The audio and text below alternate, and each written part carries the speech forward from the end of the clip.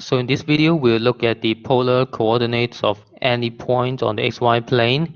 And usually since the elementary school, you have been learning the xy plane, the points with the xy coordinate. Usually people call it the Cartesian coordinates or the rectangular coordinates. However, now I'm asking you to change your perspective. For any point on xy plane, I would like to look at the polar coordinates instead. And the advantage of changing the coordinates is that for some curves, especially with some very nice symmetries in certain sense, you can easily sketch some curves of that by changing the coordinates into the polar form. And in that case, we call such a curve a polar curve. And we'll see more examples maybe in the later videos. But for now, let's understand the polar coordinates. So for example, you can look at this situation. So please look at the current point on the xy plane. You see it's the typical, the Cartesian coordinates on the xy plane. And basically, the x coordinate, of course, is the x value on the x-axis here. And the y coordinate is the y value up here, right? And for the polar coordinates, we would like to look at two parameters, the r and theta instead.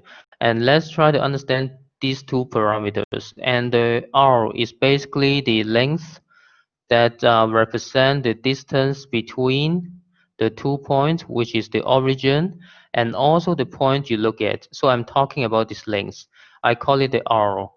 So that's the first parameter we look at, and for the polar coordinates, the second parameter we look at is gonna be the angle, and it is defined by using the positive x-axis. You have to go in the anti-clockwise way, so the angle is like this in this particular case.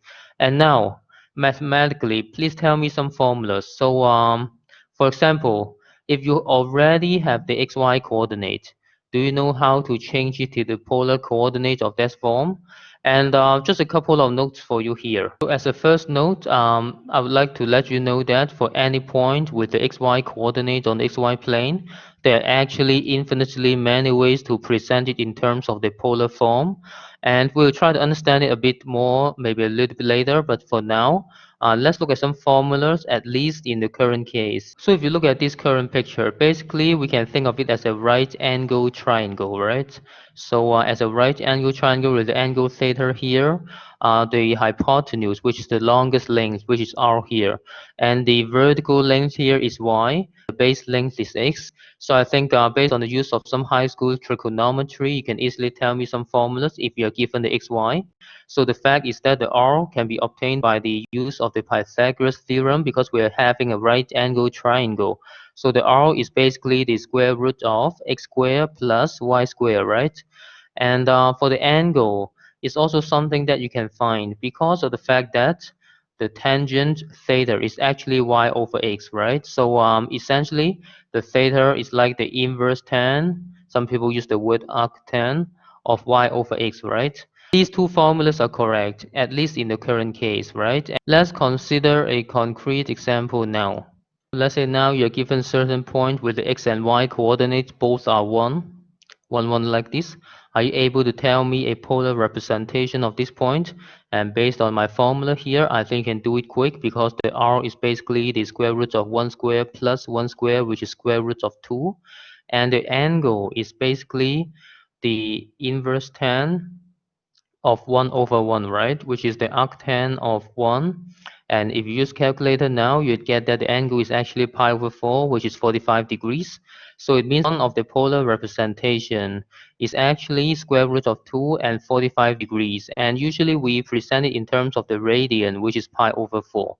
But as I said before, it is only one of the representation. It is only one of the polar representations. So it implies that there are actually many ways you can present the same point.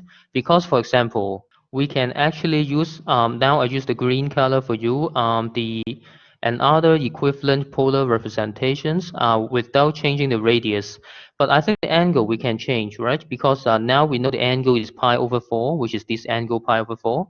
But we can actually run it for one more round in the anti-clockwise way or the clockwise way. For example, if you do it the anti-clockwise way, you are running around the xy plane like this in the rotation in the anti-clockwise direction, and after one round, which is 360 degrees, in radian it is 2 pi, we actually get back to the same point if you are not changing the radius, right? So it means as an equivalent polar representation for the same point, we can use pi over 4 plus 2 pi. So I think this angle is actually 9 pi over 4. Or there are actually so many other ways to present the same point. For example, as I said, you can actually do the rotation for one round in the opposite direction, which is the clockwise direction. In that case, the clockwise direction means you are doing it by minus 2 pi. So we get another angle without changing the radius. It's going to be minus 7 pi over 4, right? And there are so many such representations, too many. So basically, the general form is that. So basically, the fact is that you can look at the black color for the current point that we look at with the r as square root of 2 and the angle as pi over 4. In this current case, there are infinitely many ways to present this point by doing rotation for at least one round or a multiple of rounds, right? And mathematically, it means that you don't need to change the radius, but what you can do is to add an angle or subtract an angle, which is like 2k pi, where k is an integer, right? And for example, you can add 4 pi up here, you can minus 4 pi, for example. You can also do like 4 pi, and you can do it as 6 pi, etc. So if you're not changing the radius, you're actually getting the same point. That's the fact here. So that's why this fact is very different from the use of the xy, the rectangular coordinates, because for the polar form, there are really infinitely many ways to present the same point. And let's come to the second point here. So please look at the board here. We have already covered the point 1. The fact is that for any point on xy plane, there are infinitely many ways to present the same point, as I explained before. And now the second fact is kind of new to all of us, because usually the r, as I said, it seems that it only represents the length of the point to the origin, right? But now I'm trying to make the radius in the polar coordinate more flexible. We actually allow the radius be less than 0. But please try to make sense of this fact. For example, if I give you a graph like this, if I actually give you a point, let's say in the first quadrant, something like that. And please look at this. I mean, let's say this angle is theta naught, which is fixed, of course. And of course, now it means the radius here is like this. And what is the meaning of letting the radius be negative, right? And you can think of it like this. You can think of it like this. If you fix the angle unchanged, this angle is fixed. If you only change the radius to the negative of it, essentially what you are doing is you have to kind of do an extension of this ray that pass through the origin and the original point we look at to the opposite end, because now this point is in the first quadrant. Basically, the opposite end means the third quadrant we look at. So approximately speaking, these two lengths should be the same length. And if you do such a reflection, and basically, by definition, we are saying that we have make the radius negative. And that's the way you understand the meaning of negative radius.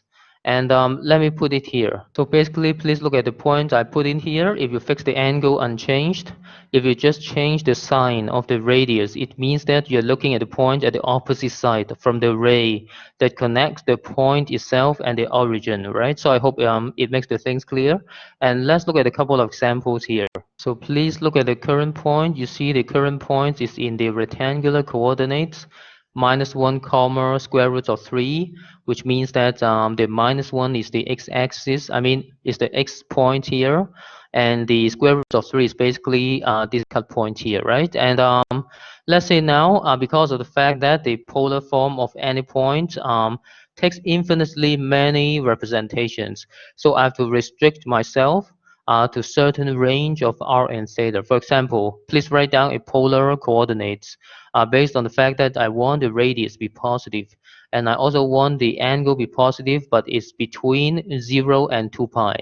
Are you able to tell me the correct polar representation under the given condition here? Now you see the fact is that finding r is easier. when we want the R be positive. It basically means the length here, right? And to find the length, we can use the same formula as before, square root of -1 square plus the square of square root of 3, right? And in that case, you can do the calculation yourself. So the radius is basically 2. Is pretty clear. And now the fact is here. If you try to compute the angle based on the inverse tan formula like this, so the angle is basically the inverse tan of y over x, which is square root of 3 divided by -1. If you use calculator now, you're actually getting a negative angle, which is negative pi over 3, like a negative 60 degrees. So please think about it for a moment. The fact is that if you use calculator, so maybe I put a note here. So if you're trying to do this computation by calculator, you're only getting an angle between the range -180 degrees and 180 degrees. That's the limitation of the use of calculator, if you try to find the inverse tan, right? So this answer must be wrong because we are looking at some angles between 0 and 2 pi.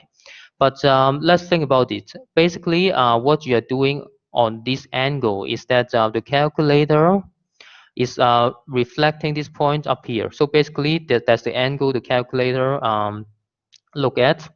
You turn from the positive x-axis by clockwise direction, which means it's negative 60 degrees. And that's the point the calculator give you the answer. So that's the point minus pi over 3. The calculator give you the answer here. The R is done already here. So anyway, you have to reflect it back to the correct quadrant, which is the second quadrant. So the way to do it is pretty clear. I mean, for such a reflection, we can just add a pi back. So which is 2 pi over 3 now, which is the correct angle for such a point here, for such a point, this angle. And which means that the answer to this case is gonna be R is 2 and the angle is 2 pi over 3. And that's the answer to this one. But I can change the limitation of the R and theta we look at, right? And let's look at the same problem again. So let's say for the same point, the point that is given from the beginning. And in part A, we found this answer already.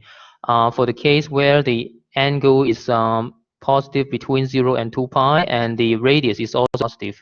And now, would like to look at the same point. I'm not going to change the position of this point, but as I said, there's so many ways to present the same point by using different range of R and theta. Let's say now I want to look at the representation such that the radius is negative and the angle is between 0 and 2 pi. And as I said before, the radius is allowed to be negative. So how about I try to do a reflection? So we know from part A the radius is 2, right? So it looks like -2 is fine. Because if you make it -2, if you recall what I said previously, earlier, if you are not changing the angle we know is 2 pi over 3, right? If you are not changing the angle, you're just adding a radius, adding a negative sign to the radius. What you're doing is you're reflecting it to this point, right? But we don't want to change the position of the point. I hope you get my point.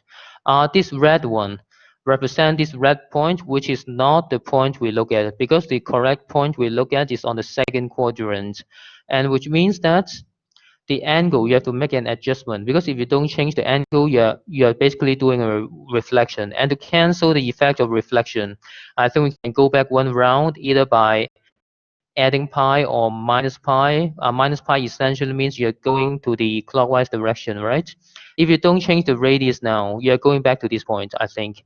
So it means that to cancel out this reflection effect, we can either add pi or minus pi, right? And I claim that because we are in the restriction that we want the angle be positive. So the correct angle is 2 pi over 3 plus pi. So the answer is 5 pi over 3. And that's the correct answer to this problem. And you can easily play around such a problem. You can easily get so many different ways to present the same problem where the xy is always the same, representing the same points. And that's the end of this video.